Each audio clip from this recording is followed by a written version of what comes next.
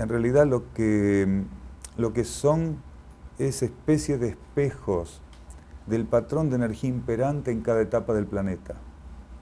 Entonces, cuando el yoga, como otras técnicas, como el qigong, el tai chi, ¿sí?, emergieron porque eran necesarias y porque eran reflejo de la acción de la energía de aquellos tiempos, que era la energía masculina, la polaridad masculina, positiva, extrospectiva. Cuando cambia la polaridad, todo aquello que respondía originariamente al polo anterior empieza a desactivarse. Sobre todo porque el yoga y otras disciplinas se sostienen en un trabajo propio de los chakras, y los chakras mismos están en hipofunción. Los chakras mismos se están desactivando en aquellos seres que están más abiertos internamente, en aquellos seres que responden con su conciencia al cambio de polaridad planetaria. Un ser mantiene activos los chakras en la medida que él no responde al cambio de polaridad planetaria, no acepta el cambio de polaridad planetaria. Cuando un ser acepta el cambio de polaridad planetaria, se mantiene receptivo y ofrecido como un espejo para reflejarlo, sus chakras empiezan a disminuir en actividad, van entrando en hipofunción y el despertar del consciente derecho, que es un nuevo circuito de energías, acontece en él. Entonces, un ser que está despertando el consciente derecho, o un grupo que está despertando el consciente derecho, o un conjunto de seres que está despertando el consciente derecho, no debiera hacer yoga, no debiera hacer qigong, no debiera hacer tai chi. ¿Por qué? Porque esas técnicas fortifican el trabajo de los chakras y utilizan la circulación de energía tal cual estaba prevista por el circuito de chakras y la polaridad anterior del planeta. Cada polo, cuando se manifiesta, genera un reflejo en las partículas constitutivas de la vida planetaria. Entonces, si un ser hoy está realmente disponible para esta nueva polaridad, si él está suficientemente flexible, automáticamente todo su circuito de energías va a empezar a reflejar la presencia de esta polaridad, la acción de esta polaridad. O sea, no es solamente el planeta que cambia la polaridad, sino todo el material constitutivo del planeta. Nosotros somos material constitutivo que está, digamos así, definido, que forma parte del conjunto del reino humano, que es un conjunto dentro de la constitución planetaria. Entonces, si una partícula no es capaz de reflejar el patrón vibratorio del planeta en cada etapa, ¿cuál es el rol de esa partícula? Es un rol de interferencia. Entonces, un ser que practica yoga tiene que practicar yoga porque él todavía tiene algo que hacer con el yoga. Quiere decir, él no pudo completar el aprendizaje que el yoga ofrecía.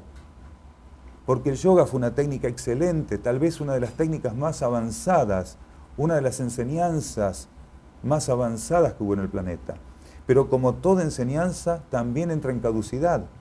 ¿Cuándo entra en caducidad? Cuando no tiene más amparo interno. ¿Cuándo no tiene más amparo interno? Cuando no corresponde con la acción, presencia y circulación de la energía.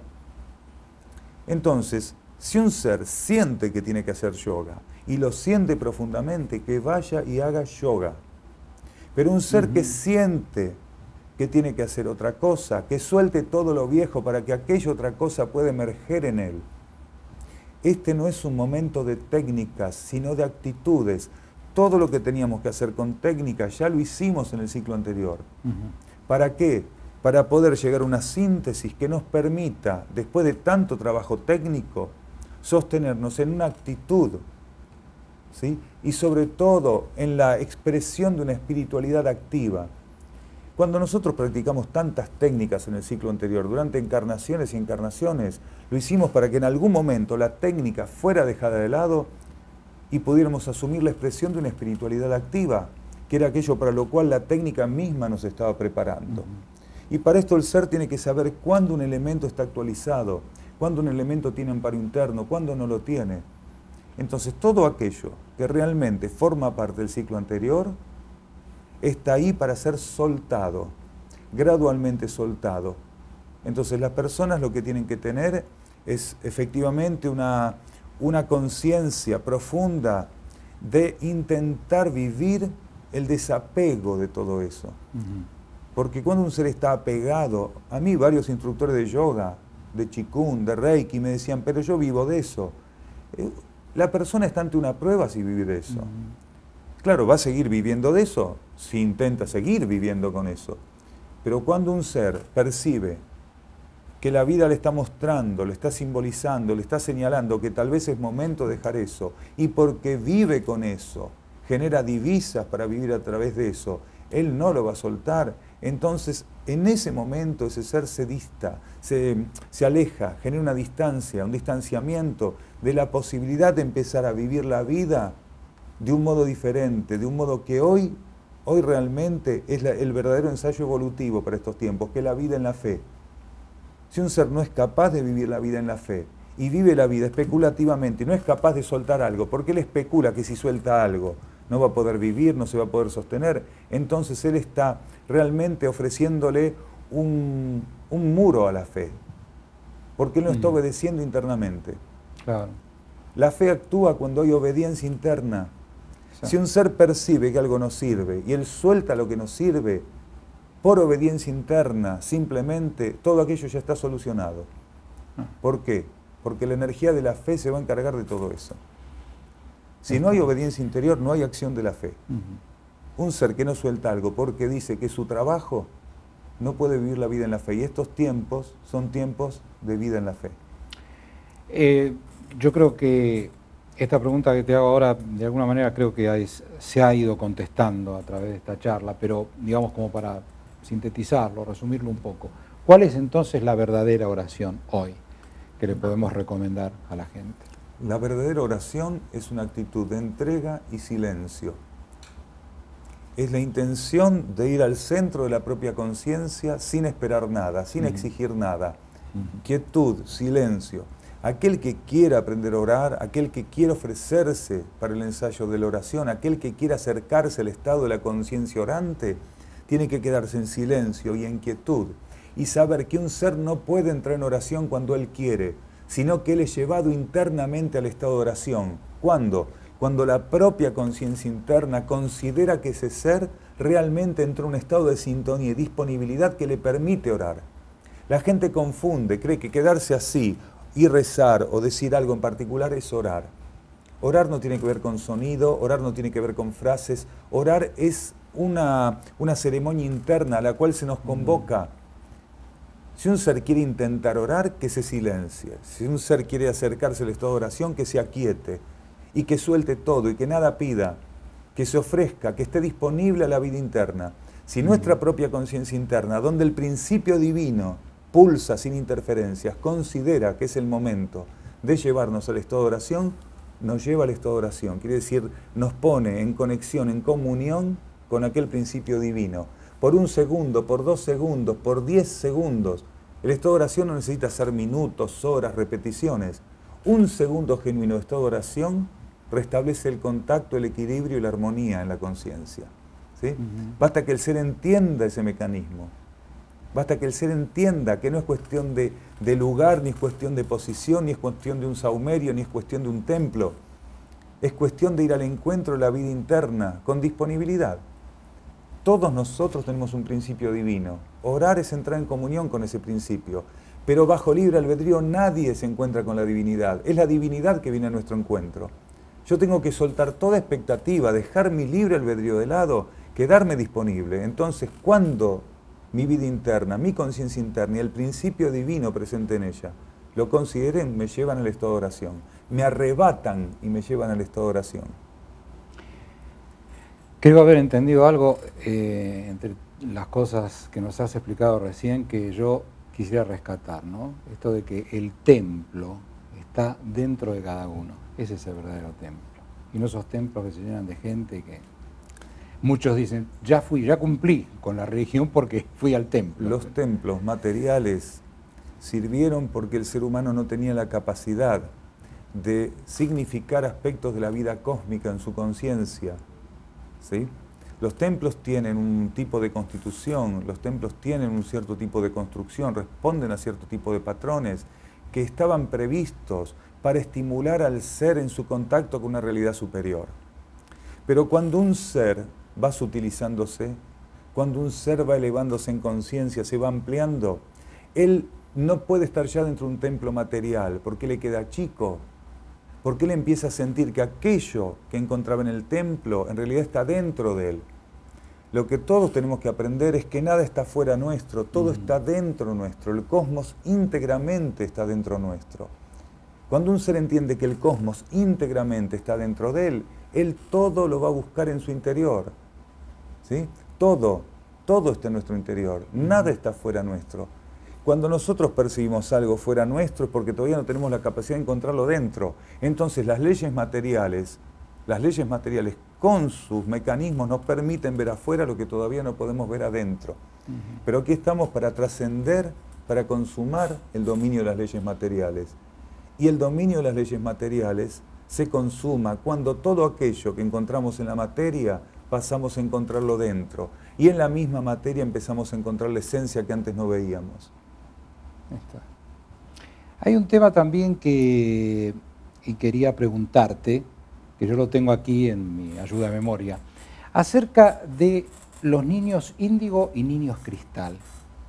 ¿Podés clarificarnos sobre eso? Sí, hay muchas versiones sobre este tema, hay muchas especulaciones sobre este tema. De modo general, se confunde la expresión de rayos en estos seres con una cualidad superior. Ajá. Cuando un ser tiene ya trabajada la personalidad en un cierto grado, puede ser que ese tipo de trabajo impacte en otros particularmente. Cuando la personalidad ya se abrió, se ofreció particularmente a la energía del alma, o cuando un rayo que regía particularmente alguno de sus cuerpos da lugar al rayo propio del alma, o incluso de núcleos de conciencia más elevados, y se expresa gradualmente en nuestras actitudes, pareciera ser que ese ser es superior o diferente, ¿sí? Entonces aquí han ingresado en los últimos tiempos, como correspondía, lógicamente, conciencias que en este momento tienen trajes chiquititos, ¿sí? Conciencias que tienen una trayectoria evolutiva, pero que en este momento tienen trajes chiquititos, trajes infantiles. Esas conciencias con cierta trayectoria evolutiva, cuando están en posesión de esos trajes, ¿sí?, manifiestan también toda su trayectoria evolutiva. ¿Por qué no la pueden ocultar? Y aquí es donde se le empieza a poner rótulos a seres que tienen un grado mayor evolutivo y se los empieza a llamar como índigo, como cristal. Ajá. Un ser de primer rayo que tiene ciertas características evolutivas va a ser definido como un ser índigo. Un ser de segundo rayo que tiene otros ciertos tipos de características evolutivas trabajadas va a ser definido como un niño cristal o un ser cristal. En realidad estamos hablando de seres que tienen una cierta condición evolutiva, donde ya el rayo del alma se puede estar expresando. Entonces, en base a esa expresión, que ya es más del rayo del alma que de la personalidad, creemos estar frente a seres que ya tienen, por ejemplo, un nuevo código genético. De cierto es que hay chicos, hay infantes que son señalados como portadores del nuevo código genético que lo tienen, pero la mayoría que son señalados como portadores de ese código no lo tienen. No todos los chicos que manifiestan tener una cierta lucidez y capacidades tienen un nuevo código genético. Del mismo modo que no todos los seres que tienen la capacidad de moverse libremente o con cierta facilidad en la vida material, aparentemente de un modo más elevado, tienen el nuevo código genético. ¿Por qué es esto? Porque todavía con el viejo código genético muchos tienen mucho que hacer. Y hasta que no hagan lo que tienen que hacer con ese código genético no pueden ser portadores del nuevo. En el viejo código genético también estaba prevista la espiritualidad. También estaba previsto permitir que la energía del alma se expresara. No necesariamente un ser para expresar la energía del alma o expresar principios altruistas tiene que tener un nuevo código genético. Con el viejo también había un altruismo y una espiritualidad que alcanzar, que manifestar, que sostener, con la cual ensayar. Entonces ahí está generalmente la confusión. No hay forma de determinar quién es realmente un portador de un nuevo código genético o quién no lo es, simplemente por la observación de sus funcionamientos racionales, de sus funcionamientos sociales, familiares o incluso espirituales o pseudoespirituales. Porque hay grandes actores en el planeta Tierra. Los seres humanos somos grandes actores, somos capaces de representar los mejores papeles. Los mejores actores no están en Hollywood, están caminando por la calle, Seguro. Están por ahí. ¿Sí? Están ahí, caminando por la calle, estamos por ahí todos caminando. Entonces, hay una cierta especulación que permite que un gran negocio funcione en torno a esto. ¿Sí? Entonces, índigo, cristal, primer rayo, segundo rayo, como se le quiera llamar, no importa, ¿sí? En realidad son seres que ya tienen un cierto tipo de trayectoria evolutiva consumada, que están presentes en la Tierra porque es necesario, están encarnados porque es necesario, pero no necesariamente también tienen que ser seres superiores o angelicales como se está intentando mostrar. ¿Sí? Son seres que tienen, como todos los que estamos aquí, algo para hacer. Solo que, desgraciadamente, desafortunadamente, reciben una gran carga psíquica. Incluso chicos que no tienen nada de especiales, por responder a una sobreestimulación propia de la sociedad actual, son tratados como chicos superiores, llevados a escuelas supuestamente para chicos espirituales, y en realidad no tienen nada de espirituales. ¿Sí? Solamente están respondiendo a una mecánica social de la cual se tienen que defender por medio de esa respuesta. Daniel, ha sido realmente un placer muy grande volver a charlar contigo y que nos clarifiques sobre tantos temas que también los desarrollás vos a través de tus charlas, muchas de las cuales yo he podido escuchar grabadas, pasarlas por radio, y bueno, seguramente en algún otro momento continuaremos charlando sobre estos temas. No sé si hay algo en el tintero, algo que yo no te haya preguntado, que quieras así rápidamente decirnos. Simplemente recordarle a las personas que este es un tiempo de acercar lo que ellos son en estos niveles a aquello que son en los niveles superiores. Que todo el trabajo se sintetiza en eso, que no hay ningún otro trabajo, que no hay ninguna otra cosa para hacer. Esto que somos en estos niveles tiene que acercarse a lo que somos en los niveles internos. Tenemos que aprender a reducir las distancias entre lo que somos internamente y lo que somos externamente. Aquel que tenga eso presente y que trabaje denodadamente y restrictamente para que eso se concrete, ese está asistiendo al plan evolutivo. Cada vez que uno asuma cualquier cuestión en la vida material, recordando que tiene que acercarse a su principio interno antes de darle tratamiento, y durante el tratamiento y después del tratamiento, ese va a estar actualizado, ese va a estar caminando en la dirección adecuada. Bien. Despedimos entonces al señor Daniel Gagliardo. Un gusto, Daniel, y hasta cualquier momento.